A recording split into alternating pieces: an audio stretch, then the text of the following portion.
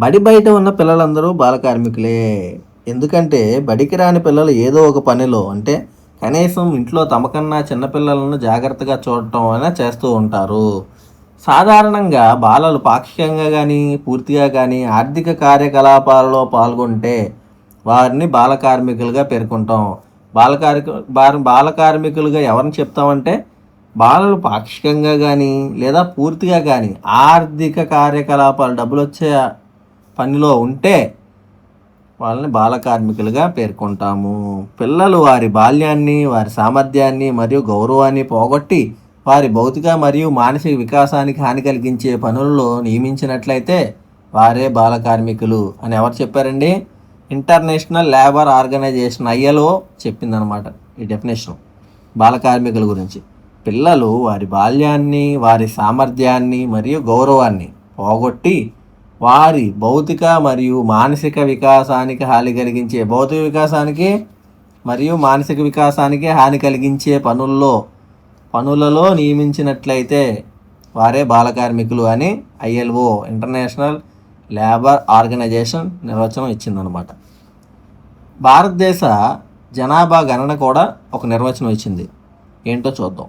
17 సంవత్సరాల వయసు లోపు పిల్లలు పరిహారం లేదా వేతనం లేదా లాభం పొంది లేక పొందకుండా కూడా ఆర్థిక ఉత్పత్తి కార్యకలాపాల్లో పాల్గొన్న వారిని బాల కార్మికులుగా నిర్వచించింది. ఎవరండి? భారతదేశ జనాభా గణన. 17 సంవత్సరాల కంటే తక్కువ వయసులోపు ఉన్నవారు పిల్లలు పరిహారం, వేతనం లేదా లాభం పొందకుండా ఆర్థిక ఉత్పత్తి కార్యకలాపాల్లో డబ్బుకు సంబంధించిన ఉత్పత్తి చేసే పనుల్లో పాల్గొన్న వారిని బాల కార్మికులుగా నిర్వచించింది భారతదేశ జనాభా గణన. ది మైనింగ్ యాక్ట్ ఆఫ్ 1952 కూడా ఒక నిర్వచనం ఇచ్చింది బాల కార్మికులు అంటే ఎవరు అనేది. చూద్దాం. 18 సంవత్సరాల కన్నా తక్కువ వయసు గల పిల్లల గనుల్లో పనిచేయటాన్ని నిషేధించింది. మైనింగ్ కదండి, మైనింగ్ అంటే గనులు తవ్వకం. 18 సంవత్సరాల కన్నా తక్కువ వయసు పిల్లల్ని గనుల్లో పనిచేయడానికి నిషేధించింది. ఇది ఏంటిది? The mining act of 1952. UNICEF ఇచ్చిన నిర్వచనం చూద్దాం. యూనిసెఫ్ గణాంకాల ప్రకారం భారతదేశంలో సుమారు 28 మిలియన్ల పిల్లలు ఏజ్ గ్రూప్ వాళ్ళు అంటే 5 నుండి 14 సంవత్సరాల వయసు కలిగిన వారు పనులలో నిమగ్నమై ఉన్నారు అని చెప్పింది ఎవరు? యూనిసెఫ్ ప్రకారం 28 మిలియన్ల పిల్లలు అంటే 5 నుండి 14 సంవత్సరాల లోపు వాళ్ళు పనుల్లో నిమగ్నమై ఉన్నారు. వీరిని బాల కార్మికులుగా యూనిసెఫ్ గుర్తించింది. బాలలు కార్మిక పనులలో నిమగ్నమై ఉండడం వలన వారు తమ విలువైన బాల్యాన్ని కోల్పోవడమే కాకుండా శారీరక, మానసిక, సామాజిక వికాసాల్లో శారీరక వికాసం, మానసిక వికాసం, సామాజిక వికాసాల్లో క్లిష్టతలను ఎదుర్కొంటూ హింస, అణచివేతకు గురవుతున్నారు. ఈ పనుల్లోకి వెళ్ళడం వలన శారీరక వికాసం, మానసిక వికాసం, సామాజిక వికాసాల్లో క్లిష్టతలు ఎదుర్కోవడమే కాకుండా హింసకి, అణచివేతకు కూడా బాలలు గురవుతున్నారంట. విద్య అనేది పిల్లల వికాసంతో పాటు వారి హక్కుల్ని వారు పొందడానికి దోహదం చేస్తుంది. చదువుకుంటే అన్నీ తెలిసి కదండి వాళ్ళ హక్కులు ఏంటి అనేది. బాల్యదశ నిర్మాణం సరిగ్గా ఉండాలంటే పిల్లలందరూ పాఠశాలల్లో ఉండాలి. కనుక ఉపాధ్యాయులు ఈ అంశాలను సమాజంలో వివరించి బాల కార్మిక వ్యవస్థ నిర్మూలనకు తోడ్పడాలి. బాలల పీడనం లేక దురాచారం. ప్రపంచం శాస్త్ర సాంకేతిక రంగంలో, విద్యారంగంలో ఎంతో పురోగాభివృద్ధి సాధిస్తున్నా బాలల పీడనం లేక దురాచారం, చైల్డ్ అబ్యూజ్ అనేది మనకు అనేక చోట్ల కనపడుతుంది. తల్లిదండ్రులు కానీ సంరక్షకులు కానీ వారి చర్యల ద్వారా లేదా కావలసినవి చేయటంలో లోపం ద్వారా బాలలకు గాయం, మరణం, ఉద్వేగ హాని లేదా తీవ్రమైన హాని కలిగే ప్రమాదం ఉంటే దాన్ని బాలల పీడనంగా చెప్పవచ్చు. బాలల పీడనం అంటే ఏం చెప్పారండి? తల్లిదండ్రులు కానీ సంరక్షకులు కానీ పిల్లలను చూసేవారు వారి చర్యల ద్వారా, వారు చేసే పనుల ద్వారా లేదా కావాల్సినవి చేయటంలో లోపం, వాళ్ళకి సమయానికి కావాల్సినవి అందించకపోవడం ద్వారా కానీ బాలలకు గాయం చేయడం లేదా మరణం సంభవించేలా చేయడం లేదా ఉద్వేగ స్వేచ్ఛ ఇవ్వకపోవడం లేదా తీవ్రమైన హాని, కొట్టడం, తిట్టడం లాంటివి కలిగే ప్రమాదం ఉంటే ఎవరి ద్వారా? తల్లిదండ్రుల ద్వారా లేదా సంరక్షకుల ద్వారా. దానిని బాలల పీడనంగా చెప్పవచ్చు. ఓకే. పిల్లలను నిర్లక్ష్యం చేయటం, భౌతికంగా మానసికంగా హింసించటం, లైంగికంగా హింసించటం, ఉద్వేగపరంగా హింసించటం, దోపిడీకి గురి చేయడం మొదలైనవి బాలల పీడనం కింద పరిగణింపబడతాయి. ఏమేమి చెప్పారు? భౌతికంగా లేదా మానసికంగా హింసించడం. పిల్లలంట భౌతికంగా హింసించడం అంటే శారీరకంగా, మానసికంగా అంటే మెంటల్ టార్చర్ చేయడం, లైంగికంగా హింసించడం అంటే సెక్సువల్గా హింసించడం, ఉద్వేగపరంగా హింసించడం అంటే వాళ్ళకి మాట్లాడే స్వేచ్ఛ కూడా ఇవ్వకపోవడం, ఉద్వేగాలను స్వేచ్ఛగా ప్రకటించే అవకాశం కల్పించకపోవడం, వాళ్ళకి విలువ ఇవ్వకపోవడం, దోపిడీకి గురి చేయడం మొదలైనవి బాల పీడనం కింద పరిగణించబడతాయి. పిల్లలను నిర్లక్ష్యం చేయడం అనేది వారిని భౌతికంగా నిర్లక్ష్యం చేయడం, సరైన పర్యవేక్షణ చేయకపోవడం, సరిగ్గా చూసుకోకపోవడం, ఉద్వేగపరంగా నిర్లక్ష్యం చూపడం, వారి ఉద్వేగాలకి అవకాశం ఇవ్వకపోవడం అనమాట. ఉద్వేగ ప్రకటనకి వైద్యపరంగా నిర్లక్ష్యం చేయడం, విద్యాపరంగా నిర్లక్ష్యం చూపడం అనే అంశాలకు సంబంధించినది. ఈ అంశాలన్నీ బాలల శారీరక మానసిక విధానంపై తీవ్ర ప్రభావం చూపుతాయి. ఉద్వేగపరమైన పీడనం అనేది పిల్లల మానసిక స్థితిని తీవ్రంగా ప్రభావితం చేస్తుంది. పిల్లలను లైంగికంగా ఉపయోగించుకోవడం, ఈ అంశంపై ఒత్తిడి చేయడం, నీలి చిత్రాల్లో చూపడం మొదలైనవి లైంగిక హింసలుగా చెప్పవచ్చు. పిల్లలను భౌతికంగా మానసికంగా నిర్లక్ష్యం చేయడం, వారిని భౌతికంగా శిక్షించడం మనం చాలా చోట్ల గమనిస్తాం. కొన్ని సందర్భాలలో ఇంటి వద్ద పిల్లల విషయాలలో ఘర్షణలు జరుగుతూ ఉంటాయి. మగపిల్లవాడు ఆడపిల్ల ఇష్టం లేని సంతానం మొదలైన అంశాలపైన ఇంట్లో తల్లిదండ్రులు కొట్టుకుంటూ ఉంటారు. ఏంటి, మగపిల్లడు కావాలంటే ఆడపిల్ల పుట్టినప్పుడు, ఆడపిల్ల కావాలనుకుంటే మగపిల్ల పుట్టినప్పుడు, అది ఇదని వాదించుకుంటూ ఉంటారు. అసలు పిల్లలే వద్దనుకున్న టైంలో సడన్గా ప్రెగ్నెన్సీ రావడం కూడా ఈ గందరగోళానికి ఒక కారణం. చాలా చోట్ల చెడు అలవాట్లకు బానిసలైన తల్లిదండ్రులు వారి పిల్లల్ని హింసించడం గమనిస్తూ ఉంటాం. చెడు అలవాట్ల కంటే ఇప్పుడు ఈ మందు తాగుతూ ఉంటారు కదా, దీనికి బానిసలు అయిపోయి తల్లులు కాదు తండ్రులు వారి పిల్లల్ని హింసించడం మనం అక్కడక్కడ చూస్తూనే ఉంటాం. మరో విషయం ఏంటంటే, కొన్ని కుటుంబాలలో ఒక పిల్లవాడు తీవ్రమైన పీడనాన్ని ఎదుర్కొంటూ ఉంటే మరో పిల్లవాడిని అదే కుటుంబ సభ్యులు ప్రేమగా చూడడం కూడా గమనించవచ్చు. పక్షపాత వైఖరి అంటారు దీన్ని. భారత ప్రభుత్వం 2012లో the protection of children from sexual offences act POCSO ప్రవేశపెట్టింది. ఎప్పుడంటే 2012 సంవత్సరంలో వచ్చింది ఫోక్సో. అలాగే చైల్డ్ లైన్ పేరుతో 1098 అనే టోల్ ఫ్రీ నెంబర్ ద్వారా, చైల్డ్ లైన్ నెంబర్ అంతా 1098, ఇది టోల్ ఫ్రీ నెంబర్. దీని ద్వారా రక్షణ చర్యలు చేపట్టింది బాలల్ని. ఇలా బాలలను పీడన నుండి రక్షించడానికి ప్రపంచ దేశాలు అనేక చట్టాలు చేశాయి. అయితే చట్టం కన్నా తల్లిదండ్రులు ఇతరుల వైఖరిలో మార్పుకు చర్యలు చేపట్టినట్లయితే మంచి ఫలితాలు వస్తాయి. చట్టాలు ఎన్నున్న ఉపయోగం ఏముందండి? దాన్ని అనుసరించకపోతే చట్టంగానే ఉంటుంది. ఎక్కడ మార్పు రావాలండి? బాలల మంచి జరగడానికి తల్లిదండ్రుల్లో, ఇతరుల వైఖరిలో, ఇతరులు అంటే సమాజంలో ఉండే ఇతర సభ్యులు, వాళ్ళ వైఖరిలో మార్పు వచ్చినప్పుడు మాత్రమే ఇది సాధించగలుగుతాం. కానీ ఎన్ని చట్టాలు చేసినా సరే ఉపయోగం ఉండదని అర్థం. తల్లిదండ్రులకు బాలల హక్కులు, పిల్లల పెంపకంపై శిక్షణ ఇవ్వటం, పిల్లలకు వారి తల్లిదండ్రులకి ఏదైనా మార్గదర్శకత్వం, మంత్రణం కల్పించటం, ప్రసార మాధ్యమాల్లో ప్రచారం చేయటం, లఘు చిత్రాల ప్రదర్శన మొదలైనవి బాలల పీడనం నుండి రక్షించడానికి తోడ్పడతాయి.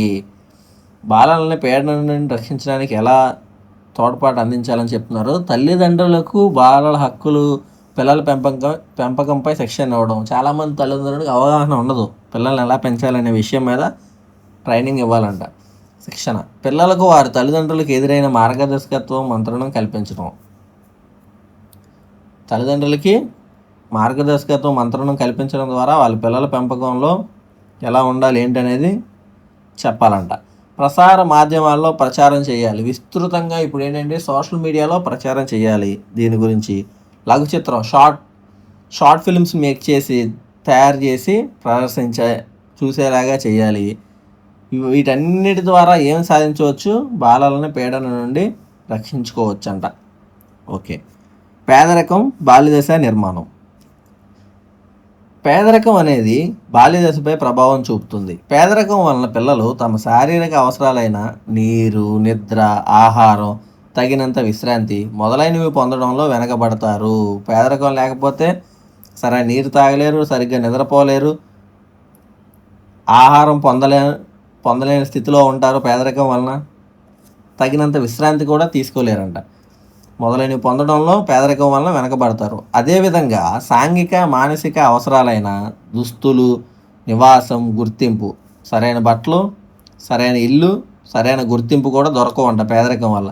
మొదలైన అంశాలు పొందడంలో వెనకబడి ఉంటారు బాలలు. ఫలితంగా ఎరిక్సన్ పేర్కొన్న సాంఘిక క్లిష్ట పరిస్థితుల గురించి ఎవరు చెప్పారండి? ఎరిక్సన్ గారు చెప్పారు. ఈ సాంఘిక క్లిష్ట పరిస్థితులను ఎదుర్కోవడంలో ఇబ్బంది పడడం వలన వారిలో అపనమ్మకం, ఎవరిలో? బాలల్లో అపనమ్మకం, సందేహం, చొరవ లేకపోవడం, పాత్ర సందిగ్ధం వంటి ప్రవర్తనలు కనబరిచే అవకాశం ఎక్కువ. అపనమ్మకం అంటే నమ్మకం లేకపోవడం, సందేహం చేయాలా వద్దా, చొరవ లేకపోవడం అంటే చొరవ తీసుకుని ఎదరికో స్టెప్ వేయలేకపోవడం, పాత్ర సందిగ్ధం, నేను కరెక్ట్గా ఉన్నానా లేదా అనే విషయంలో క్లారిటీ లేకపోవడం వంటి ప్రవర్తనలు కనపరిచే అవకాశం ఎక్కువగా ఉంటుందంట. పిల్లలకు సంక్రమించిన జీవించే హక్కు, అభివృద్ధి చెందే హక్కు, సమాచారాన్ని పొందే హక్కు మొదలైనవి పొందడంలో వెనకబడతారు. పేదరికంలో ఉన్న వారి పిల్లలకు సరైన పౌష్టికాహారం లభించదు. పేదరికంలో ఉన్న వారి దగ్గర డబ్బు ఉండదు కాబట్టి సరైన ఆహారాన్ని పొందలేరు, పౌష్టికాహారాన్ని తినలేరు అన్నమాట. అంతేకాక వైద్యపరంగా సరైన అవకాశాలు పొందక వెనకబడటానికి అవకాశం ఉంటుంది. డబ్బు లేకపోతే విద్య దొరుకుతుందా? ప్రైవేట్ స్కూల్లో జాయిన్ చేయలేరు, గవర్నమెంట్ స్కూల్లో బాగా చెప్తారు కాబట్టి విద్య ఓకే. వైద్యపరంగా సరైన వైద్యం అయితే అందదు కదండి, సరైన అవకాశాలు పొందలేరు, డబ్బులు లేకపోతే ఏది ఉండదు కాబట్టి అన్నిట్లో వెనకబడే ఉంటారు. ఇవి పిల్లల సామర్థ్యాల వ్యక్తీకరణకు ఆటంకం కలిగిస్తాయి. పిల్లల సామర్థ్యాలు సాధించడానికి, సామర్థ్యాలను వ్యక్తీకరించడానికి పేదరికం అనేది ఆటంకం కలిగిస్తుంది. తల్లిదండ్రులలో ఎక్కువ మందికి ఆత్మవిశ్వాసం లోపించడం, అర్ధరహిత భయాలు, మూఢ నమ్మకాలు, అవిద్య ఉండటం అనేవి పిల్లల ప్రవర్తనపై ప్రభావం చూపుతాయి. పేదరికంలో ఉన్న తల్లిదండ్రులకు పిల్లల సమగ్ర అభివృద్ధిపై ఆశలు ఉన్న వారి పేదరికం ఒక అడ్డంకిగా ఉంటుంది. బాగా చూసుకోవాలి, బాగా చేయాలి, బాగా చదివించాలి, మంచి బట్టలు కొనిపెట్టాలి, మంచి సైకిల్లో వెళ్ళాలి, కారులో వెళ్ళాలి అని ఉంటుంది. కానీ ఎన్ని కోరికలు ఉన్నా వాళ్ళ పేదరికం వాళ్ళని వెనక్కి లాగేస్తూ ఉంటుందంట. పేదరికం పిల్లల శారీరక, మానసిక, సాంఘిక, ఉద్వేగ, నైతిక, సృజనాత్మక వికాసాలపై తీవ్ర ప్రభావాన్ని చూపుతాయి. పేదరికంలో ఉన్న శారీరక వికాసం తక్కువగా ఉంటుంది, మానసిక వికాసం తక్కువగా ఉంటుంది, సాంఘిక వికాసం ఆటోమేటిక్గా తక్కువగా ఉంటుంది, డబ్బు లేని వాళ్ళు కాబట్టి. ఉద్వేగ వికాసం తక్కువే ఉంటుంది, మాట్లాడే స్వేచ్ఛ తక్కువే ఉంటుంది. నైతిక, సృజనాత్మక వికాసాలపై కూడా ఈ పేదరికం అనేది ప్రభావం చూపుతుంది. కనుక ఉపాధ్యాయులు ఇటువంటి పిల్లల పట్ల ప్రత్యేక శ్రద్ధ వహించి వారి వికాసానికి తోడ్పడాలి, అందరితో కలిసేలాగా చేయాలి. కుటుంబం సామాజికీకరణ అనేది పిల్లల సమాజంలో సభ్యులుగా పాల్గొనడానికి కావలసిన సామర్థ్యాలను కలగజేసే ప్రక్రియగా చెప్పవచ్చు. సామాజికీకరణ అంటే ఏంటండి? పిల్లలు సమాజంలో సభ్యులుగా పాల్గొనడానికి, నేటి బాలలే రేపటి పౌరులు కాబట్టి, పౌరులే సమాజ నిర్మాతలు కాబట్టి సమాజంలో సభ్యులుగా పాల్గొనేలాగా చేయాలన్నమాట. కావాల్సిన సామర్థ్యాన్ని కలగజేసే ప్రక్రియ ఈ సామాజికీకరణ. సమాజంలోని సామూహిక ప్రమాణాలకు, సంప్రదాయాలకు, ఆచారాలకు, విలువలకు లోనై సఖ్యత, పరస్పర సహకార స్వభావాలు పెంచుకోవడమే సామాజికీకరణ అని ఎవరు చెప్పారు? ఫ్రేమన్ అండ్ షావెల్ చెప్పారనమాట. ఏం చెప్పారో చూద్దాం. సమాజంలోని సామూహిక ప్రమాణాలకు, ప్రతి సమాజానికి కొన్ని ప్రమాణాలు ఉంటాయి. సామూహికంగా ఎలా ఉండాలి ఏంటనేది గైడ్లైన్స్ ఉంటాయి కదా. ఆ ప్రమాణాలకు కొన్ని సంప్రదాయాలు ఉంటాయి, కొన్ని ఆచారాలు ఉంటాయి, కొన్ని విలువలు ఉంటాయి. వాటన్నిటికీ లోనై ఒప్పుకొని సఖ్యత అంటే సామరస్యంగా ఉంటూ పరస్పర సహకార స్వభావాలు పెంచుకోవడమే సమాజంతో మనతో సమాజం ఎలా మంచి ర్యాపో ఏర్పాటు చేసుకోవడమే సామాజికీకరణ అని ఎవరు చెప్పారు? ఫ్రేమన్ అండ్ షావెల్ అభిప్రాయపడ్డారనమాట. పిల్లలకు తమ జీవితంలో తటస్థపడే మొదటి వ్యక్తులు తల్లిదండ్రులు. ఫస్ట్ తల్లే కదండి, పుట్టిన తర్వాత తల్లేనా తండ్రిని చూపిస్తేనే తెలుస్తుంది తండ్రి ఎవరనేది. తల్లి చెప్పాల్సిందే. తల్లి తర్వాత తండ్రి, వారు ఎదుర్కొనే లేదా పాల్గొనే మొదటి సాంఘిక సంస్థ కుటుంబం. తర్వాత కుటుంబంలోని సభ్యుల గురించి తెలుసుకోవడం జరుగుతుంది.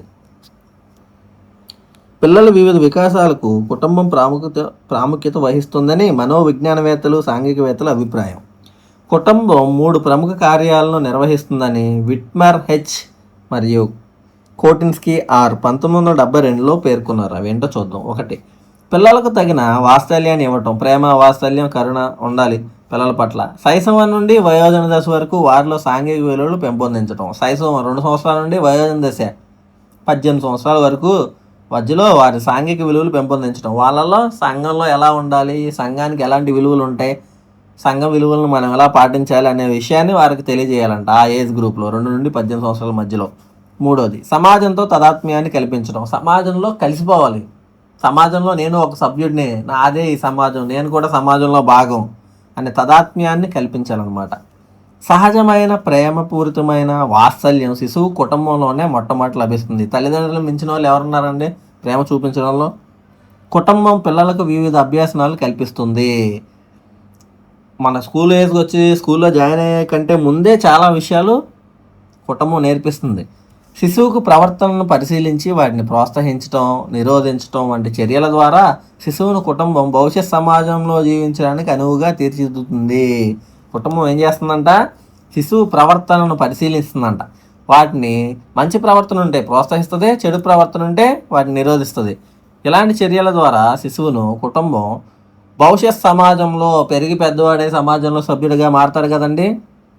అక్కడ అడ్జస్ట్ అవ్వడం కోసం కుటుంబం ముందు ట్రైనింగ్ చేస్తుందంట. జీవించడానికి అనువుగా తీర్చిదిద్దుతుంది కుటుంబం. అంతేకాకుండా శిశువు తాను ఫలానా కుటుంబానికి చెందిన వ్యక్తిగా గుర్తించుకుని ఆ కుటుంబంలో తదాత్మ్యం పొందుతాడు. నాది కుటుంబం, మా నాన్న, మా తాత, నేను అని శిశువు గుర్తుంచుకుంటాడంట. గుర్తించుకుని ఆ కుటుంబం నాది అని చెప్పి తదాత్మ్యం పొందుతాడు. సామాజికీకరణలో సాంఘిక, ఆర్థిక మరియు సాంస్కృతిక భేదాలు. సామాజికీకరణపై తల్లిదండ్రుల సాంఘిక, ఆర్థిక అంశాలు, సాంస్కృతిక అంశాలు మొదలైనవి ప్రభావితం చేస్తాయి. బాలల సాంఘిక పరిధి మొదట వారి తల్లిదండ్రుల కుటుంబ నేపథ్యంతో ప్రారంభమై వారు అభివృద్ధి చెందే కొలది సాంఘిక పరిధి కూడా పెరుగుతుంది. బాలల సాంఘిక పరిధి ఎలా ఉంటుంది? ఫస్ట్ పుట్టినప్పుడు కుటుంబంలో తల్లి, తండ్రి మాత్రమే సాంఘిక పరిధి, తర్వాత కుటుంబ సభ్యులు, తర్వాత కొద్దిగా ఏజ్ పెరిగి పాక్కుంటా వీధి అంతా తిరుగుతాడు కాబట్టి చుట్టుపక్కల ఇల్లు వరకు సాంఘిక పరిధి. పెద్దవాడై స్కూల్కి వచ్చి ఎదిగి వచ్చేసరికి సాంఘిక పరిధి ఇంకా వ్యక్తితో పాటు పెరుగుతూ పోతుందన్నమాట. అది ఇతర సమవయస్కుల బృందాలతో పిల్లలు ఆడుకోవడం, పాడడం, చర్చించడం, కలిసిమెలిసి తిరగడం, ఒకే రకమైన సామూహిక ఇష్టాన్ని ప్రకటించటం మొదలైనవి సాంఘిక ప్రవర్తనకు నిదర్శనాలు. సాంఘిక ప్రవర్తనకు నిదర్శనాలు ఏంటంట? పిల్లలు ఆడుకోవడం, పాటలు పాడడం, ఒక విషయం గురించి గ్రూప్లో చర్చించడం, కలిసిమెలిసి ఎక్కడికైనా తిరగడం, ఒకే రకమైన సామూహిక ఇష్టాన్ని ప్రకటించడం. ఒక విషయం మీద అందరూ ఏకాభిప్రాయాన్ని, ఇష్టాన్ని కలుపుగోలుతనం, చొరవ ఉన్న వ్యక్తులకు ఎక్కువ మంది స్నేహితులు ఉంటారు. దీనికి తోడు సాంఘిక హోదాను అనుసరించి కుటుంబ జీవిత నమూనా కూడా భిన్నంగా ఉంటాయి. అటువంటి భిన్నత్వం గృహ నిర్వహణ, భార్యాభర్తల అనుబంధాలు, కుటుంబ విలువలు, క్రమశిక్షణ మొదలైన అంశాల ద్వారా వ్యక్తమవుతుంది. కలుపుగోలుతనం, చొరవ ఉన్న వ్యక్తులకి ఎక్కువ మంది స్నేహితులు, ఫ్రెండ్స్ ఉంటారు కదండి. సాధారణంగా అందరితో కలుపుగోలుగా మాట్లాడే వాళ్ళకి ఫ్రెండ్స్ ఎక్కువగా ఉంటారు. సాంఘిక హోదాను అనుసరించి కుటుంబ జీవిత నమూనా కూడా భిన్నంగా ఉంటుంది. సాంఘిక సమాజంలో కుటుంబం ఒక హోదా మెయింటైన్ చేస్తే ఫ్రెండ్స్ ఎక్కువ ఉంటారు. అటువంటి భిన్నత్వం గృహ నిర్వహణ, భార్యాభర్తల అనుబంధాలు, గృహాన్ని ఏ విధంగా నిర్వహిస్తున్నారు అనేది, భార్యాభర్తల సంబంధం ఎలా ఉందనేది, కుటుంబ విలువలు ఎలా మెయింటైన్ అవుతుంది అనేవి, కుటుంబంలో క్రమశిక్షణ ఎలా ఉంది అనేది మొదలైన అంశాల ద్వారా వ్యక్తమవుతుంది.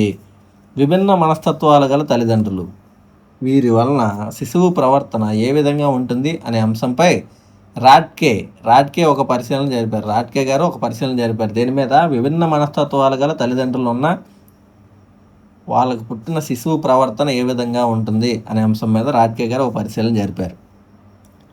ఆర్థిక అంశం అన్ని అంశాలను ప్రభావితం చేస్తుంది.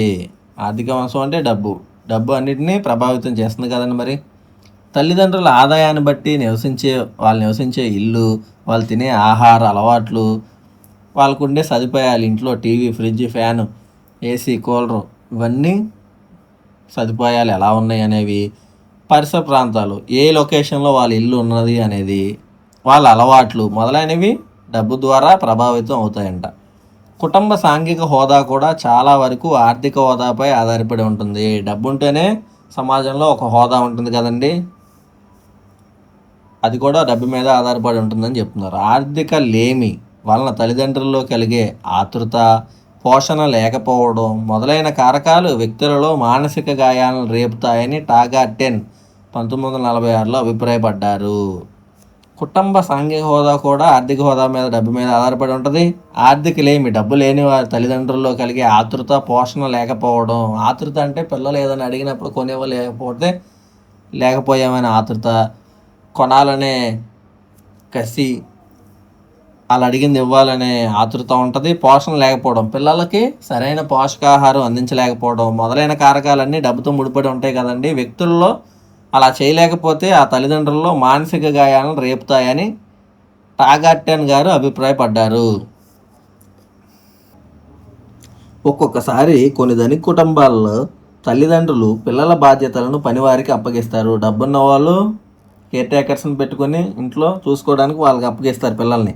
ఆ పనివారికి పిల్లల పోషణ పెంపకం పట్ల సరైన అవగాహన లేకపోయినా, శ్రద్ధ తీసుకోకపోయినా ఈ పిల్లలకు కలిగే హాని అనేది పేద కుటుంబాల్లోని పిల్లలకు కలిగే హాని కన్నా ఎక్కువగా ఉండవచ్చు. అటువంటి సమయాల్లో కుటుంబ ఆర్థిక వ్యవస్థ కుటుంబంలోని వ్యక్తులలో ఒక రకమైన తృప్తిని, సామరస్య బాంధవ్యాలను పెంపొందించేటట్లు చేయటమే కాకుండా సామాజిక ప్రవర్తనను కూడా ప్రభావితం చేస్తాయి. కుటుంబ ఆర్థిక వ్యవస్థ అనేది కుటుంబంలోని వ్యక్తులలో తృప్తిని, డబ్బు ఎక్కువ ఉంటే తృప్తి ఉంటుంది, సామరస్యాలు ఉంటాయి, అందరి మధ్యలో బాంధవ్యాలను పెంపొందించుకుంటారు. అలా లేకపోతే సంబంధాలు ఉండవు, వాళ్ళకి డబ్బు లేదని చెప్పి తృప్తి ఉండదు, సమాజ ప్రవర్తన కూడా ప్రభావితం చేస్తుంది. డబ్బు అనేది సమాజంలో కలవలేరు కదా, మా దగ్గర డబ్బు లేదనే ఆలోచనతో ఉంటారు. ఇప్పుడు ఒక రకంగా ఒక ఎగ్జాంపుల్ చూసుకుంటే, ఒక పెళ్ళికి వెళ్ళారండి, బాగా డబ్బున్న వాళ్ళు ఏంటంటే ఒక కార్లో దిగుతారు, ఒంటి నిండా మంచి బట్టలు బంగారం వేసుకుని కలుపుగోలుతరంగా అందరితో కలిసి ఉంటారు. ఇప్పుడు ఈ డబ్బు లేని న్యూనతా భావంతో ఉన్న వాళ్ళు, పేదవాళ్ళు ఏంటంటే అదే పెళ్ళికి వెళ్ళారనుకోండి, వాళ్ళతో సమానంగా ఉండాలా వద్దా అనే ఒక క్వశ్చన్ మార్క్తో వెనకాల ఉంటారు, అంటినట్టు ప్రవర్తిస్తూ ఉంటారు. సమాజంలో డబ్బు అనేది ఈ రకమైన ప్రవర్తనను కూడా ప్రభావితం చేస్తుందని చెప్తున్నారు. సంస్కృతి అనేది ఒక జీవన విధానం. కుటుంబ సంస్కృతిని ఒక తరం నుండి మరో తరానికి అందించేందుకు దోహదం చేసే ఒక సామాజిక సంస్థ కుటుంబం. సంస్కృతి అనేది ఒక జీవన విధానం అండి. ఇప్పుడు మన పేరెంట్స్ నుండి, మన తాతల నుండి మనకు వచ్చిన సంస్కృతి సంప్రదాయాలే మనం మన పిల్లలకు అందిస్తూ ఉంటాం కదా. అది కుటుంబ సంస్కృతి, ఆచార వ్యవహారాలు, కట్టుబాట్లు, భాష మొదలైనవి సాంఘికీకరణకు ప్రభావితం చేస్తాయి. వేరువేరు సంస్కృతులు బాల్యదశను వేరువేరుగా ప్రభావితం చేస్తాయి. పిల్లల పెంపకం అనేది బాల్యదశలో చాలా కీలకమైన అంశం. ఈ దశలో పిల్లలు పొందిన ప్రతి అనుభవం వారి బాల్యదశ నిర్మితిపైన మరియు వారి భవిష్యత్ మూర్తిమత్వంపై ప్రభావం చూపే అవకాశం ఉంది. బాల్యదశలో ఎదుర్కొనే అనుభవాలే కదండి పిల్లల మూర్తిమత్వాన్ని తయారు చేసి ఒక వ్యక్తిగా నిలబెట్టేలా చేసేది. సిగ్మండ్ ఫ్రాయిడ్ 1856 నుండి 1939 పిల్లల పెంపక విధానాలు, తల్లిదండ్రులు ప్రవర్తించే శైలులు పిల్లల మూర్తిమత్వంపై ప్రభావాన్ని చూపుతాయని తన మనోలైంగిక సిద్ధాంతంలో పేర్కొన్నారు. ఫ్రాయిడ్ సిద్ధాంతం ఏంటండి? మనోలైంగిక సిద్ధాంతం. ఎవరిది? సిగ్మండ్ ఫ్రాయిడ్ది. దానిలో ఏం చెప్పారంటే, పిల్లల పెంపక విధానాలు, తల్లిదండ్రులు ప్రవర్తించే శైలులు ఇవన్నీ పిల్లల మూర్తిమత్వంపై ప్రభావం చూపుతాయని మనోలైంగిక సిద్ధాంతంలో సిగ్మండ్ ఫ్రాయిడ్ గారు తెలియజేశారు.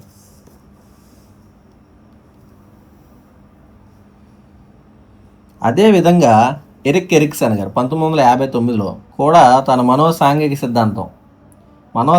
సిద్ధాంతం ఏమో ఎరిక్ ఎరిక్సన్ గారు, మనోలైంగిక సిద్ధాంతం ఏమో సిగ్మండ్ ఫ్రాయిడ్. ఎరిక్సన్ గారి మనోసాంఘిక సిద్ధాంతంలో పిల్లలు తమ చిన్నతనంలో పిల్లలలో నమ్మకం, అపనమ్మకం, స్వయం ప్రతిపత్తి, సందేహం మొదలగు సాంఘిక క్లిష్ట పరిస్థితులను ఎదుర్కొంటారని, వాటిని పరిష్కరించే విధానంలో పొందిన అనుభవాలు వారి మూర్తిమత్వాన్ని తీర్చిదిద్దుతాయని తెలిపారు. ఎవరు? ఎరిక్ ఎరిక్సన్ గారు. ఈయన సిద్ధాంతమైన మనోసాంఘిక సిద్ధాంతంలో పిల్లల్లో నమ్మకం, అపనమ్మకం, స్వయం ప్రతిపత్తి, సందేహం మొదలగు సాంఘిక క్లిష్ట పరిస్థితులను ఎదుర్కొన్న అనుభవాల ద్వారా మూర్తిమత్వాన్ని తీర్చిదిద్దుకుంటారు అని చెప్పారు. కరెక్ట్ అండి. పిల్లలను పెంచే పద్ధతులు, తల్లిదండ్రులు అనుసరించే వివిధ రకాల శైలులు, పిల్లలు పెద్దల మధ్య సంబంధాలు మొదలైనవి పిల్లల వికాసంపై ఎంతో ప్రభావాన్ని చూపుతాయి. ఏంటంట పిల్లల వికాసంపై ప్రభావం చూపేవి పెద్దలు పిల్లల్ని ఎలా పెంచుతున్నారు, ఆ పద్ధతులు, తల్లిదండ్రులు ఏ శైలిని అనుసరిస్తున్నారు అనేది, పిల్లలకి పెద్దలకి మధ్య తల్లిదండ్రులకి పిల్లలకి పెద్దలకి మధ్య సంబంధాలు ఎలా ఉన్నాయి అనే విషయాల మీద పిల్లల వికాసం అనేది ప్రభావం చూపుతుంది. ఇవన్నీ పిల్లల వికాసం మీద ప్రభావం చూపుతుందని తెలియజేస్తున్నారు. స్పెరా 2005 ప్రకారం పెంపక విధానం అనేది వారి పిల్లల సామాజికీకరణకు ఉపయోగించే నిర్దిష్ట ప్రవర్తనలను సూచిస్తే, పెంపక శైలి అనేది వారి పిల్లలకు కల్పించే ఉద్వేగ వాతావరణాన్ని సూచిస్తుంది. పెంపక విధానం ఏమో సామాజికీకరణకు అంటే కలిసి సమాజంతో ఎలా కలుస్తున్నారు అనేది పెంపక విధానం ద్వారా తెలిస్తే, పెంపక శైలి వారు పెంచే శైలి అనేది పిల్లలకు కనిపించే ఉద్వేగ వాతావరణాన్ని సూచిస్తుంది. కుటుంబ పెద్దలు పిల్లల మధ్య సంబంధాలు. కుటుంబంలో పెద్దలు పిల్లల మధ్య సంబంధాలు అనేవి అనేక అంశాలపై ఆధారపడి ఉంటాయి. పిల్లల పెంపక విధానం, కుటుంబ పరిమాణం, ఎంత పెద్ద కుటుంబం, ఎంతమంది ఉన్నారు కుటుంబంలో, ఏ విధంగా పెంచుతున్నారు, సోదరుల మధ్య సంబంధం, ఉన్న పిల్లల సోదరుల మధ్య సంబంధం ఎలా ఉంది, ఇంట్లో వాతావరణం ఎలా ఉంది, సామాజిక అంతస్తు ఏంటి, ఆ కుటుంబ సామాజిక అంతస్తు ఎలా ఉంది, కుటుంబ స్థాయి ఎలా ఉంది మొదలైన అంశాలు పెద్దలు పిల్లల మధ్య సంబంధాలపై ప్రభావం చూపుతాయి. పిల్లలతో తల్లిదండ్రులు గడిపే సమయం, ఇది చాలా ఇంపార్టెంట్ అండి. పిల్లలకి సమయాన్ని కేటాయించాలి ప్రతి తల్లిదండ్రులు అనేది. ఈ రోజుల్లో బిజీ లైఫ్లో అయిపోయి మాట్లాడడమే మానేశారు ఇదంతా. కాబట్టి తప్పుదోవ పడుతుంది యువత అనేది. అసలు ముందు స్టార్టింగ్ కుటుంబంలో మన ఇంట్లో మన పిల్లలు మనం సరి చేసుకోవాలంటే ఎక్కడ స్టార్ట్ అవ్వాలంటే మన పిల్లలతో ర్యాపో అనేది కరెక్ట్గా ఉండాలి. వాళ్ళతో ఫ్రెండ్లీగా మూవ్ అవ్వాలి. వాళ్ళు చెప్పే ప్రతి విషయాన్ని వినాలి. ముందు విన్న తర్వాత అది నెగిటివా పాజిటివ్ అనేది వాళ్ళే తెలుసుకునేలాగా మీరు అవకాశం కల్పించి వాళ్ళలో మార్పు తీసుకురావాలి. కానీ ఇదే చెయ్యి అదే చెయ్యి అని చెప్పి వాదించకూడదు వాళ్ళతో ఎప్పుడు. ముందు ఏముండాలంట, తల్లిదండ్రులు పిల్లలతో సమయాన్ని గడిపి టైం స్పెండ్ చేయాలంట, అది ఇంపార్టెంట్. ఆటలు, మాట్లాడుకునే విధానం, సానుకూల దృక్పథం, పిల్లల అవసరాల పట్ల శ్రద్ధ. వాళ్ళకి ఏం అవసరాలు ఉన్నాయి ఏంటి అనేది ఎలా తెలుస్తుందండి? వాళ్ళతో ఉంటేనే కదా వాళ్ళ అవసరాలు ఏంటో మనకు తెలిసేది. వాటి మీద శ్రద్ధ పెట్టాలి, ఆప్యాయత చూపాలి వాళ్ళ మీద, క్రమశిక్షణ పద్ధతులు, అట్ ద సేమ్ టైం సరైన క్రమశిక్షణ కూడా ఉండాలి. తల్లిదండ్రులు పిల్లల నుంచి ఆశించే అంశాలు మొదలైనవి పిల్లలకు పెద్దలకు మధ్య గల సంబంధాల నిర్మాణంలో ముఖ్య పాత్ర వహిస్తాయి. ఇవన్నీ పిల్లలతో పెద్దలకు ఉండే సంబంధాల్లో సక్రమంగా ఉండాలంటే ఇవన్నీ పాటించాలి మనం పిల్లలతో. తల్లిదండ్రులకు తాగుడు వంటి అలవాట్లు ఉంటే వాటి ప్రభావం కూడా ఈ సంబంధాలను ప్రభావితం చేస్తుంది. తల్లి కాదు తండ్రి తాగిపోతాడు అనుకోండి, ఇంట్లో రోజు వచ్చి భార్యని పిల్లల్ని కొడుతుంటే సరైన సంబంధాలు ఉంటాయా? పిల్లలకి పేరెంట్స్కి మధ్యలో ఉండవు. అది కూడా ఉండకూడదు. తల్లిదండ్రుల వయసు కూడా పెద్దలకు పిల్లలకు గల సంబంధాలపై ప్రభావం చూపుతుంది. జనరేషన్ గ్యాప్ ఉందనుకోండి, బాగా ఏజ్డ్ అనుకోండి, పిల్లలు చెప్పే విషయాలు తల్లిదండ్రులు అర్థం చేసుకోలేరు. అక్కడ గ్యాప్ వస్తుంది అనమాట. ఆ గ్యాప్ ఎప్పుడు ఉండకూడదు. మాతృత్వం పట్ల తల్లికి గల ఉద్దేశం తల్లికి బిడ్డకి గల బాంధవ్యాల్లో అధిక ప్రాధాన్యత వహిస్తుంది. మంచి పాజిటివ్ ఉద్దేశంతోనే ఉంటారు అందరూ, అది బాగానే ఉంటుంది. తల్లి వయసుకు గర్భధారణకు అనుగుణిత పొందడానికి చాలా దగ్గర సంబంధం ఉందని ఇక్కడ చూడండి. మొదటి బిడ్డకు రెండవ బిడ్డకు మధ్య ఎక్కువ తేడా లేకుంటే తల్లికి మాతృత్వం పట్ల విసుగు పుడుతుందని వ్యాలెన్ రిలే అనేవాళ్ళు 1950లో అభిప్రాయపడ్డారంట. ఫస్ట్ బిడ్డ పుట్టగానే గ్యాప్ లేకుండా ఎంబటినే రెండో ప్రెగ్నెన్సీ అందితే మాతృత్వం పట్ల విసుగు వచ్చే అవకాశం ఉంది అని ఎవరి అభిప్రాయం? వ్యాలెన్ రిలే వీళ్ళ అభిప్రాయం చెప్పారు.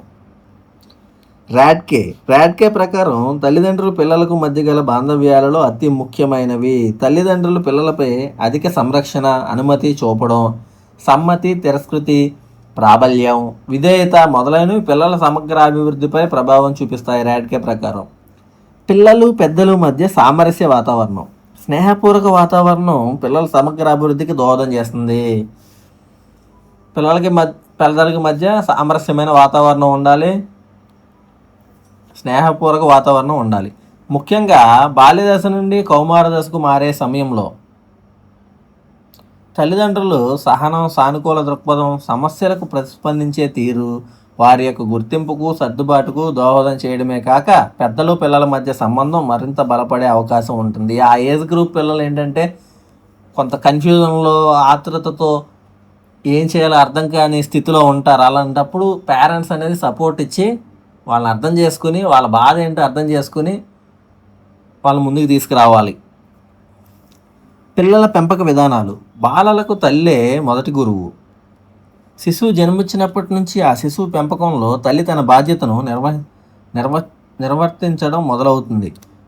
రోజులు గడిచే కొద్దీ తండ్రి పాత్ర, తల్లి తర్వాత తండ్రి, తర్వాత ఇతర సభ్యుల పాత్ర పిల్లల పెంపకంలో చోటు చేసుకుంటాయి. ఫస్ట్ తల్లి చూపిస్తే తండ్రి తర్వాత కుటుంబంలో ఇతర సభ్యుల్ని వారి వారి పాత్రలో ఏంటనేది చోటు చేసుకుంటాయి. ఈ పిల్లల పెంపకంలో ఉమ్మడి కుటుంబానికి వెస్ట్ కుటుంబాలకు తేడాలు ఉంటాయి. అయితే పెరిగిన విద్యా అవకాశాలు, పిల్లల పెంపకంపై సమాచార ప్రసార మాధ్యమాల్లో వచ్చే అంశాలు కూడా పిల్లల పెంపక విధానంలో తల్లిదండ్రులు అనుసరించే పద్ధతుల్లో మార్పులు తీసుకొస్తున్నాయి.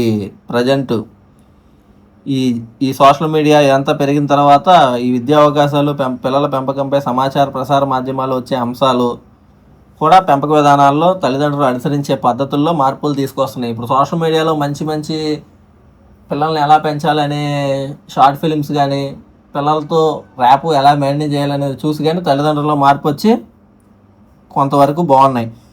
అదే సమయంలో తల్లిదండ్రులు ఇద్దరు ఉద్యోగస్తులై తమ పిల్లలను శిశు సంరక్షణ చైల్డ్ కేర్ కేంద్రాల్లోనూ లేదా ఇంటి వద్ద ఒక వ్యక్తికి శిశువు బాధ్యతను అప్పగించి వెళ్ళడం పిల్లల పెంపకంపై ప్రభావం చూపుతాయి. ఇద్దరు ఉద్యోగంలో ఉన్నప్పుడు ఎవరో ఒకరికి అప్పగించి వెళ్ళిపోవడం అనేది పిల్లల పెంపకం మీద ఒక ప్రభావం పడుతుందంట. పిల్లలకు ప్రాథమిక నమూనాలుగా మనం వారి తల్లిదండ్రులను పేర్కొనవచ్చు. ఆ తల్లిదండ్రుల నుండే పిల్లలు వస్తారు కాబట్టి వాళ్ళ యొక్క తల్లిదండ్రుల నమూనానే ఈ పిల్లలు అన్నమాట. కనుక తల్లిదండ్రుల ప్రవర్తన శిశువు సమగ్ర అభివృద్ధికి అనుసరణీయంగా ఉండాలి. వాళ్ళ ప్రవర్తన సరిగ్గా లేకపోతే శిశువు దాన్ని గమనిస్తాడండి. ఇంట్లో మనం చిన్నపిల్లలేగా వాళ్ళకి ఏం తెలియదు అనుకుంటాం, కానీ ప్రతి విషయాన్ని అబ్జర్వ్ చేస్తాడు, దాన్ని మైండ్లో పెట్టుకుంటాడు. ఇప్పుడు ఇంటికి ఎవరైనా వచ్చినప్పుడు తల్లిదండ్రులు ఎలా రిసీవ్ చేసుకుంటున్నారు, ఎలా మాట్లాడుతున్నారు, ఏ రకంగా రెస్పాండ్ అవుతున్నారు అనే విషయాన్ని సరిగ్గా రెస్పాండ్ అవుతే పాజిటివ్గా తీసుకుని సమాజంతో పిల్లోడు రేపు స్కూల్లోకి వెళ్ళినప్పుడు ఇతర పిల్లలతో ఉపాధ్యాయులతో అదే ప్రవర్తన కనబరుస్తాడు. అదే లాంగ్వేజ్ బాగాలేదనుకోండి, మాట్లాడే విధానం బాగాలేదు, సరిగ్గా ట్రీట్ చేయట్లేదు, అదే నేర్చుకుంటాడు, అలాగే ప్రవర్తిస్తూ ఉంటాడు. అదనమాట.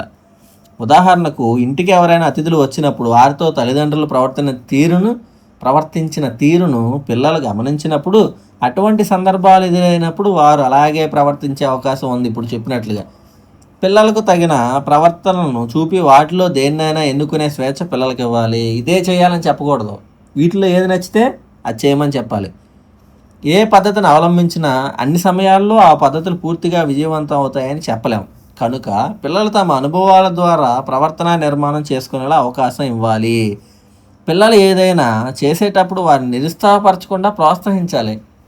ఫస్ట్ ఇది ఎందుకు చేసావు, ఇది చేయకుండా ఉంటే బాగుండేదనే నెగిటివ్గా మాట్లాడకూడదు, ఎప్పుడు పాజిటివ్గా ఉండాలి. పిల్లలతో స్నేహపూర్వకంగా ఉంటూనే అందులో మైనస్లు వాళ్ళే తెలుసుకునేలా చేసి సరి చేసుకునే అవకాశాన్ని కల్పించాలి. అప్పుడు వారికి తల్లిదండ్రులపై నమ్మకం ఏర్పడుతుంది. దాంతోపాటు వారి మీద వారికి నేను ఏదైనా చేయగలననే ఆత్మవిశ్వాసం కూడా పెంపొందే అవకాశం ఉంటుంది. పిల్లల పెంపకంలో తల్లిదండ్రులు విరుద్ధ ప్రవర్తనలు చూపినప్పుడు పిల్లల సంఘర్షణలు తలెత్తే అవకాశం ఉంటుంది. తల్లి ఒక తప్పు చేసావని తండ్రి పనిష్మెంట్ ఇచ్చినప్పుడు తల్లి దాన్ని సమర్థించాలి, నువ్వు ఎందుకు చేసావని అడగాలి. అంతేకాకుండా తండ్రి ఏమో నెగిటివ్గా అన్నదాని మీద తల్లి పాజిటివ్గా తీసుకున్న, తల్లి నెగిటివ్ అన్నప్పుడు తండ్రి పాజిటివ్గా చెప్పిన ఆ విషయం గురించి పిల్లలు కన్ఫ్యూజ్ అయ్యి ఏం చేయాలో అర్థం కాదండి. ఇప్పుడు ఒక క్లారిటీ అనేది ఇవ్వాలి పిల్లలకి, అది తప్ప రైటా. తప్పు అయితే దాన్ని అక్కడితో వదిలేస్తారు, ఒకలిట్టు మాత్రం ఉండకూడదు, కన్ఫ్యూజ్ అయిపోతారు. శిశువు ఏదైనా తప్పు చేసినప్పుడు ఒకరు బాగా మందలిస్తే మరొకరు బాగా గారాబం చేశారనుకోండి, శిశువు తాను చేసిన తప్పో ఒప్పో అనే సందిగ్ధంలో పడతాడు. పిల్లల పెంపకంలో ముఖ్యంగా ఆహారపు అలవాట్లు, వేషధారణ, క్రమశిక్షణ, టాయిలెట్ ట్రైనింగు, మాట్లాడే పద్ధతి, సామాజిక నియమాలు, సాంస్కృతిక అంశాలు మొదలైనవి ప్రతిబింబిస్తాయి. దేంట్లో? పెంపకంలో. ఆహారపు అలవాట్లు ఎలా ఉన్నాయో చూసి పెంపక శైలి ఎలా ఉందో చెప్పేయచ్చు. వేషధారణ, వేసుకున్న బట్టలు ఎలా ఉన్నాయో చూసి కుటుంబంలో పెంచే విధానం ఎలా ఉందో తల్లిదండ్రులు అనేది తెలిసిపోద్ది. క్రమశిక్షణ ఎలా ఉందో చూసి ఎలా పెంపకం ఎలా ఉందో చెప్పేయచ్చు. టాయిలెట్ ట్రైనింగ్, మాట్లాడే పద్ధతిని బట్టి సామాజిక నియమాలు పాటిస్తున్నాడా లేదా, సాంస్కృతిక అంశాలు ఎలా పాల్గొంటున్నాడు అనే విషయాలు అనేవి పెంపక శైలి ఎలా ఉందనేది ప్రతిబింబిస్తూ ఉంటాయి. పిల్లల పెంపక విధానాల్లో పిల్లల ఆత్మగౌరవం పెంచడం, స్వావలంబన పెంపొందించగలగడం, స్వీయ నియంత్రణ, సాంఘిక ప్రవర్తన పెంపొందేలా చూడడం, పిల్లలు స్వతసిద్ధంగా చేసిన మంచి పనులను అలవాట్లను ప్రోత్సహించడం, పిల్లలతో వీలైనంత సమయాన్ని గడపడం, తల్లిదండ్రులు పిల్లలను అనుసరించదగ్గ మంచి ప్రవర్తనను కలిగి ఉండడం, పిల్లలు తప్పు చేసినప్పుడు వారిని శిక్షించకుండా ఎలా ప్రవర్తిస్తే బాగుంటుందో వారికి వివరించి వారి ప్రవర్తనలో సరైన మార్పులను తీసుకొచ్చే ప్రయత్నం చేయడం, పెంపక శైలి అంశంలో సందర్భానుసారంగా నమ్యతను కలిగి ఉండడం మొదలైన అంశాలను పిల్లల సరైన వికాసానికి తోడ్పడతాయి. ఈ అంశాలన్నీ దేనికండి? ఈ అంశాలన్నీ సరిగ్గా పాటిస్తే తల్లిదండ్రులు అనేవాళ్ళు ఆటోమేటిక్గా పిల్లల వికాసం అనేది చాలా బాగుంటుంది. ఏ అంశాలు? పిల్లల ఆత్మగౌరవాన్ని పెంచాలి, పిల్లల స్వావలంబనని పెంపొందించాలి, వాళ్ళ మీద వాళ్ళకి స్వీయ నియంత్రణనే ఉండేలా చూడాలి, సాంఘిక ప్రవర్తన పెంపొందించేలా చూడడం, సంఘంతో, సమాజంతో, ఇతర పెద్దలతో, కుటుంబ సభ్యులతో, ఇతర సమవయస్కులతో ఎలా ప్రవర్తించాలనేది సరిగ్గా ఉండేలా చూడడం, పిల్లలు స్వతసిద్ధంగా చేసిన మంచి పనులను అలవాట్లను ప్రోత్సహించడం. ఏదైనా ఒక మంచి పని చేశాడు పిల్లోడు, శభాషరాన్ని బోధన తట్టి ప్రోద్బలం అందించాలి, ఆడికి ప్రోత్సహించాలి. అప్పుడు అలాంటి అలవాటుగా చేసుకుంటాడు అలాంటి పనులు చేయడాన్ని. ఇది మంచిది అని అర్థం అవుతుంది అనమాట. సాంఘిక ప్రవర్తన పెంపొందించేలా చూడడం, స్వతసిద్ధంగా అలవాట్లను ప్రోత్సహించడం, మంచిగా ఇలాంటి పనులు ఇంకా చెయ్యని ప్రోత్సహించాలి బోధన తట్టి. పిల్లల్లో వీలైనంత సమయాన్ని గడపాలి. ముందు అర్జెంటుగా ఏం నేర్చుకోవాలంటే తల్లిదండ్రులంతా మీ బిజీ లైఫ్లన్నీ పక్కన పెట్టి, మీకున్న పిల్లలే కాబట్టి మీ ఆస్తి అన్నిటికంటే ముఖ్యం పిల్లలే కాబట్టి మనం వాళ్ళకి మన సమయాన్ని ఇవ్వాలి. ఖచ్చితంగా వాళ్ళు చెప్పే ప్రతి విషయాన్ని వినాలి. తప్పో రైటో తర్వాత ముందు విని అర్థం చేసుకుని అందులో రైట్ ఏంటే ప్రోత్సహించి, తప్పు ఉంటే ఏ రకంగా సరి చేసుకోవాలో ఒక సరైన మార్గం చూపించాలి. అది అప్పుడు మాత్రమే వాళ్ళలో వికాసం బాగుంటుంది. తల్లిదండ్రులు పిల్లలు అనుసరించదగ్గ మంచి ప్రవర్తన కలిగి ఉండడం, పిల్లలు తప్పు చేసినప్పుడు వారిని శిక్షించకూడదు. శిక్షించకుండా ఎలా ప్రవర్తిస్తే బాగుంటుందో ఆ సమయానికి ఆ టైంలో ఎలా మాట్లాడాలి, ఏం చేయాలి అనేది వారికి అర్థమయ్యేలా చెప్పాలి, వారికి వివరించి చెప్పాలి. వారి ప్రవర్తనలో సరైన మార్పులను తీసుకొచ్చే ప్రయత్నం చేయాలి. పెంపక శైలి అంశంలో సందర్భానుసారంగా నమ్యత కలిగి ఉండడం మొదలైన అంశాలను పిల్లలు సరైన వికాసానికి తోడ్పడతాయి. ఇవన్నీ ఏంటండి? పిల్లల్లో వికాసాన్ని పెంపొందించే మార్గాలన్నమాట. ఇవన్నీ కరెక్ట్గా ఫాలో అయితే పిల్లల్లో వికాసం అనేది బాగుంటుంది అని చెప్తున్నారు. తల్లిదండ్రుల అనుమతి తమకు అనుకూలంగా ఉందని పిల్లలు గ్రహించినప్పుడు వాళ్ళల్లో నేర్చుకోవాలనే జిజ్ఞాస పెరుగుతుంది. పిల్లల ముఖ్య అవసరాలను తల్లిదండ్రులు గమనించి వాళ్ళ అవసరాలను సంతృప్తిపరచాలి. వాళ్ళకి ఏ అవసరాలని ఎలా తెలుస్తుందంటే వాళ్ళతో టైం స్పెండ్ చేసినప్పుడే మనకు తెలుస్తుంది. అలాంటప్పుడు తల్లిదండ్రులు వాటిని గమనించి వాళ్ళ అవసరాలని సంతృప్తిపరచాలి. పిల్లల్ని ఎప్పుడు ఉత్సాహపరచడం, వాళ్ళ విలువ గుర్తించి తల్లిదండ్రుల పట్ల విశ్వాసం కలిగేటట్టు కృషి చేయడం చాలా ముఖ్యమైన పద్ధతి. ఎప్పుడు నిరుత్సాహపరచకూడదు, వాళ్ళని ప్రోత్సహిస్తూనే ఉండాలి. తప్పున్న రైట్ ఉన్నా ముందు ప్రోత్సహించాలి, తర్వాత తప్పుల్ని నిదానంగా సరి చేసుకుంటూ రావాలి. తల్లిదండ్రులకు పిల్లలకు మధ్య వాగ్వివాదాలు ఏర్పడితే, ఏదైనా విషయంలో గొడవ ఏర్పడినప్పుడు క్రమంగా పిల్లలు తల్లిదండ్రులు చెప్పే మాటలు పెడచెవిన పెడతారు. అందుకని మీరు రూడ్గా ప్రవర్తించకూడదు, ఫస్ట్ నెగిటివ్గా మాట్లాడకూడదు వాళ్ళతో. తల్లిదండ్రులు కొంచెం గట్టిగా అరిచినప్పుడు వాళ్ళ కోపం వచ్చిందని గ్రహించి పిల్లలు భయంతో చెప్పిన పనిని చేస్తారు. మరీ ఎక్కువ ఒత్తిడి కలిగిస్తే వాళ్ళు తిరగబడతారు.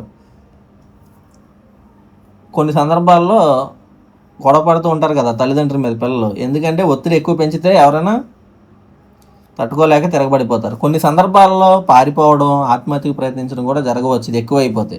కనుక తల్లిదండ్రులు ఏం చేయాలి? సానుకూల దృక్పథాన్ని కలిగి ఉండాలి, పాజిటివ్ థింకింగ్ ఉండాలి. పిల్లలతో మాట్లాడేటప్పుడు రూడ్గా మాట్లాడకూడదు, కొట్టినట్టు ఉండకూడదు. మాట ప్రేమపూర్వకంగా ఆప్యాయంగా దగ్గర తీసుకుని ఇది కాదని చెప్పుకుంటా ముందుకు తీసుకురావాలి. అది పిల్లలకు తెలిసిన విషయాలను తల్లిదండ్రులు పదే పదే చెప్పకుండా ఉండడం మంచిది. ఓకే. ఒక్కొక్కసారి పిల్లల పరిస్థితిని సరిగ్గా అర్థం చేసుకోనందువలన పరిస్థితులకు తగ్గట్టుగా ప్రవర్తించరు. అలాంటప్పుడు వారికి పరిస్థితిని వివరించి సరైన ప్రతిస్పందనలు నేర్పాలి. పిల్లల పెంపక శైలులు బాంబ్రిన్ మరియు బ్లాక్. ఎవరండి? బాంబ్రిన్ మరియు బ్లాక్ పిల్లల పెంపకాలను పరిశీలించి తద్వారా అత్యంత ప్రతిభావంతమైన శైలిని తక్కువ ప్రభావం గల శైలి వేరు చేసే ఈ క్రింది 3 అంశాలను ప్రతిపాదించారు. అవేంటో చూద్దాం. 1. తల్లిదండ్రులు పిల్లల భావాలను ఆలోచనలను అంగీకరించడం వలన తల్లిదండ్రులకు పిల్లలకు మధ్య ఉద్వేగ సంధానం ఏర్పడుతుంది. వారి భావాలను వారు ఏం చెప్తున్నారు విని వాళ్ళ ఆలోచనలను అంగీకరించడం వలన తల్లిదండ్రులకు పిల్లలకు మధ్య ఉద్వేగ సంధానం ఏర్పడుతుంది. మా అమ్మ మా నాన్న నేను చెప్పేది వింటున్నారు అని ఉద్వేగం వికాసం ఉంటుంది అన్నమాట అక్కడ. 2. తల్లిదండ్రులు నియమాలు నిబంధనలను పర్యవేక్షణ ద్వారా పిల్లల ప్రవర్తనను నియంత్రించడం వలన పిల్లల్లో మరింత పరిపక్వమైన ప్రవర్తన కలిగేలా చేస్తుంది. తల్లిదండ్రులు ఏం చేయాలంట? పర్యవేక్షించాలంట పిల్లల్ని. వాళ్ళ ప్రవర్తన నియంత్రించాలి. ప్రతిదీ కొన్నిట్లో చేయాలి, కొన్నిట్లో ఆపాలి. అలా కంట్రోల్ అనేది ఉండాలి. దానివలన పిల్లల్లో మరింత పరిపక్వమైన ప్రవర్తన కలిగేటట్లు చేయవచ్చు. 3. పిల్లలకు స్వేచ్ఛనివ్వటం వలన వారిలో స్వావలంబనను ప్రోత్సహించవచ్చు. అవసరమైనంత స్వేచ్ఛను అందించాలండి పిల్లలకి. అప్పుడే సెల్ఫ్ రిలయన్స్ అనేది పెరుగుతుంది. పిల్లల పెంపక శైలిలో కొన్ని రకాలను పరిశీలిద్దాం.